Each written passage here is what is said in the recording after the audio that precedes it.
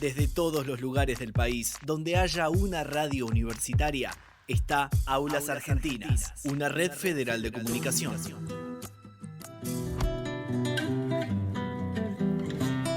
Seguimos en Aulas Argentinas y ahora nos vamos a ir a la provincia de Neuquén. Pero antes, Agus, ¿dónde nos pueden encontrar? ¿Dónde nos pueden escuchar? Nos pueden encontrar en Instagram, en @aulasargentinas, y también pueden recordar y revivir todas las entrevistas en nuestro canal de YouTube, Aulas Argentinas. Veníamos charlando al principio del programa sobre este proyecto que va a ingresar a diputados, que tiene que ver con bajar la edad de imputabilidad de los menores. Queremos tener una voz que conozca, que tenga un análisis un poco más profundo, porque a veces nos quedamos con los títulos de los diarios, con los títulos de los noticieros, dándole a veces también voz a gente que ha pasado quizás por alguna situación o compleja o algo, o que desde lo que les toca pasar se expresan en los medios de comunicación y nos quedamos con ese fragmento, ¿no? Con ese pedacito de la historia. Sí. Pero ¿qué pasa con las políticas públicas? ¿Qué pasa con los derechos de las infancias, de los adolescentes? ¿Qué pasa con la realidad social y económica y cultural que cada niño o niña de nuestro país vive? Y para eso tenemos la suerte hoy de poder escuchar y de poder charlar con Perla Venegas. Ella es obviamente de la provincia de Neuquén y es profesora de enseñanza media y superior en Ciencias de la Educación en la Universidad Nacional del Comahue. Hola Perla, ¿cómo estás? Bienvenida a Aulas Argentinas. Hola, buen día, mucho gusto y muchas gracias por este espacio, Agustina, Pablo. Y sí, soy neuquina, y soy neuquina nacida en la época del territorio nacional, después fuimos provincia nosotros. Así que si bien ahora estoy viviendo acá hace muy poquito tiempo en Buenos Aires, les envío a todos un muy fresquísimo saludo de mi provincia, que realmente en materia de niñez y adolescencia, desde la convención y desde la constitución de nuestra provincia, ha tenido siempre la mirada puesta, el eje de todo lo que se decidió para provincia. Yo lo recuerdo perfectamente, lo que fue nacer como provincia. El eje fue siempre pensar en los chicos, en las chicas. Perla, nosotros te queremos escuchar porque me parece muy importante y algo de lo que vos planteabas, que ayer estábamos leyendo algunos artículos, es más derechos, menos castigo. Y me parece que ahí en la palabra derechos está el eje fundamental de la cuestión, ¿no? Que a veces no vemos.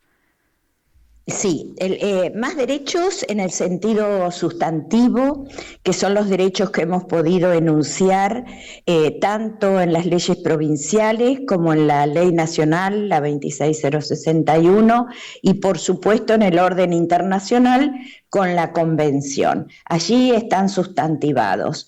Pero hoy más que nunca también se nos hace patente, evidente, la necesidad de subrayar la importancia del derecho, y la importancia del derecho como resultado de una acción política de uno de los poderes que constituye nuestra república, que es el legislativo. ¿Por qué? Porque lo que se decide, lo que se vaya a decidir o lo que se decidió en el pasado va a incidir directamente en la vida o en la no vida, o en la nuda vida de las chicas y de los chicos. O sea, que el derecho no solo es importantísimo porque regula o debería regular los comportamientos generales de la sociedad, sino que también hay una cuestión fundamental: el derecho debe ser creativo. Y para que sea creativo se supone que tenemos que ir de X situaciones a una situación cada vez mejor y nunca una situación que nos sumerja en ningún tipo de horror de la existencia humana. En ese sentido podemos tomar el derecho como los que hemos logrado, el derecho a la vida, los principios del derecho que tienen que ver con los intereses superiores, el interés superior de los chicos, de los derechos de los chicos, y fundamentalmente el derecho a ser oído, a ser tenido en cuenta y no a tomarlos a ellos para decidir nosotros de acuerdo a un capricho o como mejor se nos ocurra, tengamos fundamento o no. Acá hay algo que como sociedad, como miembros adultos, adultas de esta sociedad, creo que nos tenemos que poner en cuestión. Aparte es como que no nos hacemos responsables, ¿no? Porque vos lo decís, nosotros somos los adultos los que tenemos que garantizarle la mejor vida posible a todos los niños y niñas de nuestro país. Sí, es cierto. ¿Qué significa ser una persona adulta, no? Una persona adulta se debe caracterizar por ser autónoma, por ser indócil, por ser responsable, y esto lo quiero destacar, y por ser creativa, porque obviamente cada situación social nos demanda crear nuevos escenarios o escenarios alternos y nuevas actuaciones de cada una de las personas. Lo que no podemos delegar es la responsabilidad. Y en esto las universidades, y obviamente es el ámbito donde una se ha desenvuelto siempre, tenemos mucho para ver y hacer. Todas las carreras, todas, absolutamente todas que dictamos en nuestras universidades conciernen a la vida de los chicos. No solamente educación, salud, servicio social, sociología, etcétera, no, todas. Si nosotros pensamos arquitectura, por ejemplo, por decir algo, también tiene que ver con el espacio donde van a desenvolver sus vidas. Y en esto de la vida nuestra universitaria, yo creo que estamos en camino de resolver, porque buena voluntad siempre hay, buena disposición hay, no podemos decir que estemos todos tan mal o que seamos egoístas, para nada. Nos falta poner sobre la mesa algo que Stanley Cohen subraya muy bien en Estados de Negación, ¿no? La tensión que existe entre lo académico y el activismo, entre la comprensión intelectual de lo que estamos planteando o trabajando y la implicación inmediata, práctica y política. Son cuestiones que tendríamos que trabajar en esa relación o en esa articulación entre lo personal y lo político. Y en esto, si nos ponemos a mirar desde otra perspectiva, la niñez y la adolescencia vertebran absolutamente todas las decisiones. Hasta cuando se trata de una ingeniería civil, que hay que construir un puente, no es que solamente no tengan que caer al río o al vacío los vehículos. En esos vehículos van chicos y prioridad de prioridades, nobleza nos obliga, ese eje de pensamiento lo tenemos, porque lo tenemos en nuestras familias. Nos falta aplicarlos también a el orden social. Ahí tenemos un trabajo enorme que es vincular lo teórico, o sea, las relaciones entre las teorías, y lo práctico, o sea, cómo articulamos nuestra vida personal cotidiana y las tragedias públicas.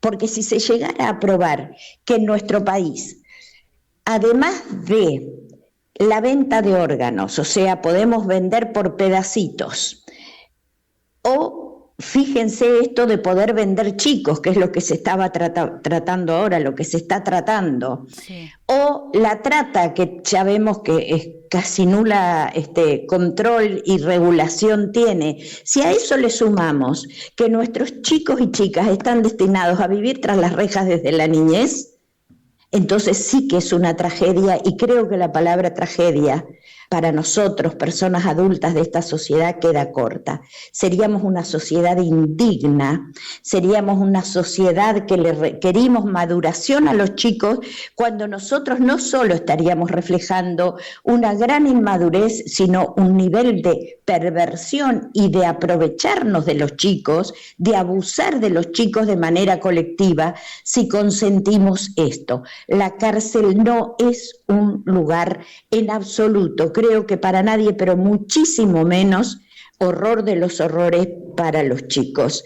Entonces, tendríamos que pensar de alguna manera de revertir algunos análisis, ¿no? En general se hace un correlato entre pobreza material cuando no hay plata en casa y un destino inexorable que esas personas van a ser delincuentes. Es absurdo, porque tenemos a la vista grandísimos delincuentes, grandísimos destructores, o sea que si tienen que destruir un país entero lo destruyen y si pueden destruir más también, y sin embargo nunca les faltó casa, comida, abrigo, vehículo, no les faltó nunca nada. Entonces, ¿por qué estamos empeñados en ponerles el sello predictivo a ciertos sectores de nuestra población y exceptuando absolutamente extender el pensamiento y ver cómo hacemos realmente para no infligirnos a nosotros mismos tanto daño? Perla, yo cuando mencionabas esto, el caso, bueno, de los rugbyer, que eran chicos que de una clase social acomodada y acabaron con la vida de una persona, por dar un ejemplo, ¿no? Como decís vos, a veces, ¿cómo crees vos que contribuyen los medios a crear este perfil de cierto tipo de delincuente, por llamarlo de alguna manera, en el inconsciente colectivo?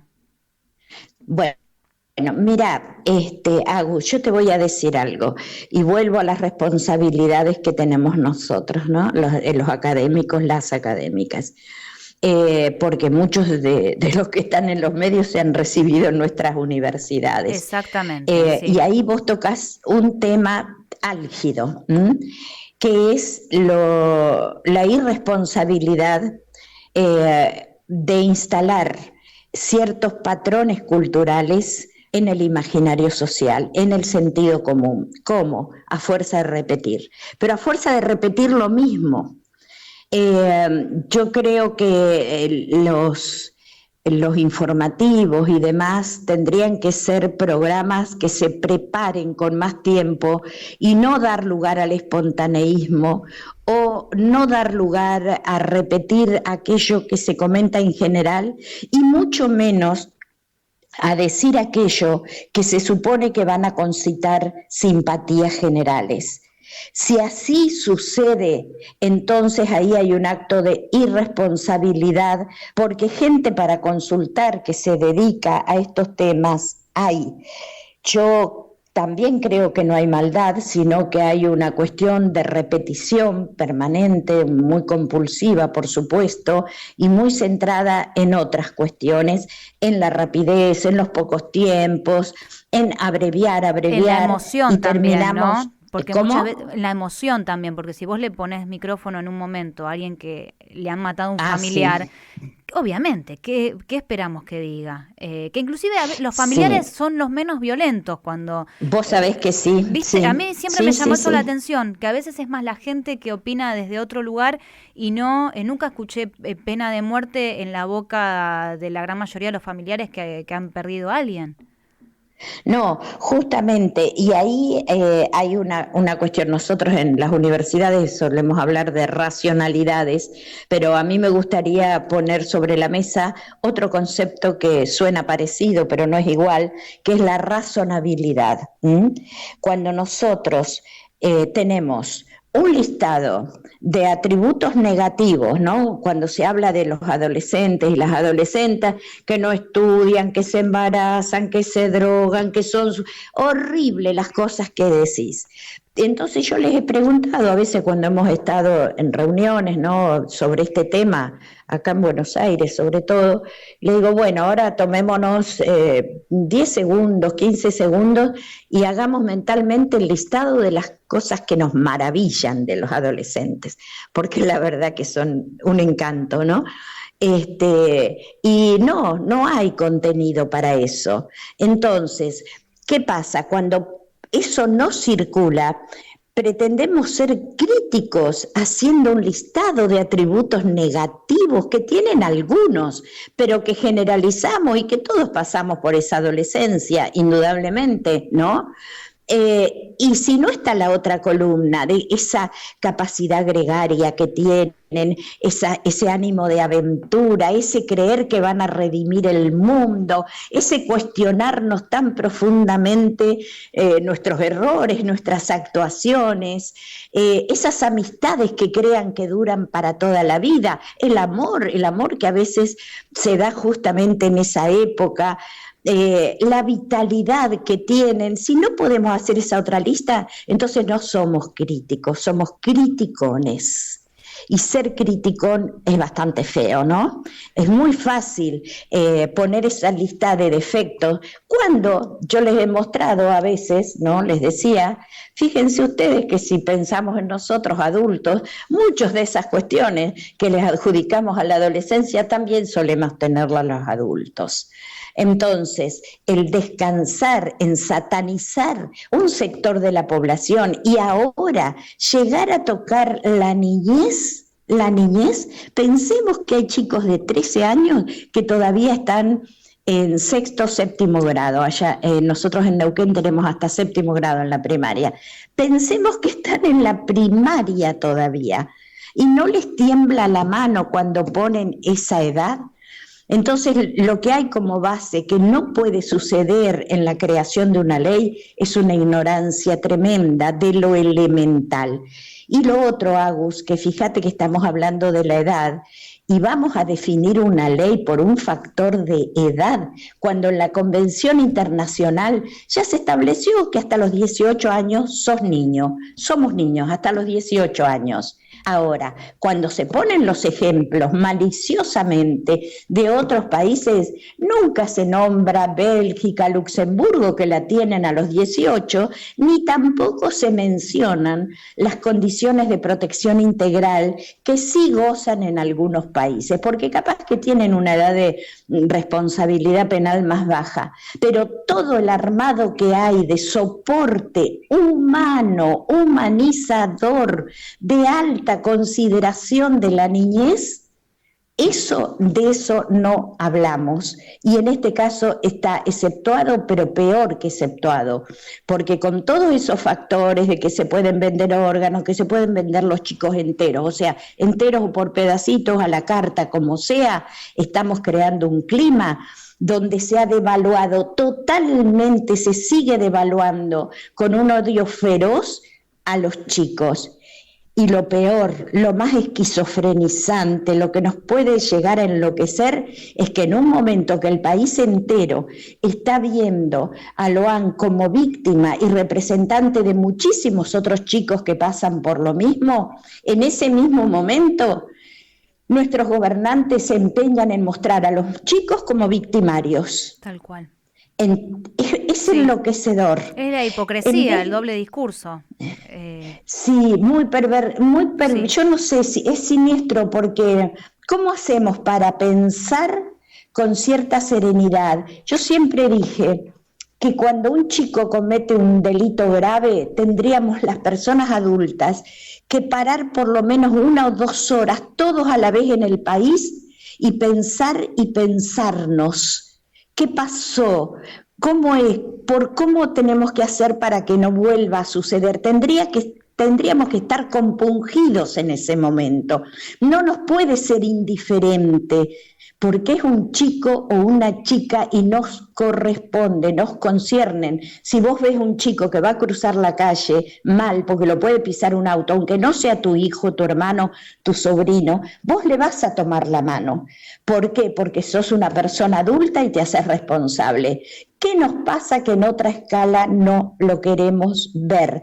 ¿Qué nos pasa para pensarnos como Argentina, como país, que a 20 cuadras de nuestra casa, a 10 cuadras, en la cuadra siguiente puede haber un lugar, cárceles, como hay acá, porque le llaman institutos, son cárceles? Entonces, llamar las cosas por su nombre a uno la destruye, porque es como tomarse 1 litro de ácido realmente, pero creo que las tenemos que llamar por su nombre. ¿Para qué? para revertir. Y para eso necesitamos ser adultos responsables y por sobre todas las cosas creativos. Lo que no se puede perdonar es que el derecho ese que se va creando en el ámbito legislativo no se puede disculpar que no sea creativo o recreativo. Perla, te quiero agradecer mucho por estos minutos, nos encantó escucharte. Seguramente te vamos a volver a molestar más adelante porque es un tema que, bueno, hoy está en debate y nosotros queremos dar ese debate con seriedad, con información y con compromiso, ¿no? Especialmente que para eso estamos las universidades públicas.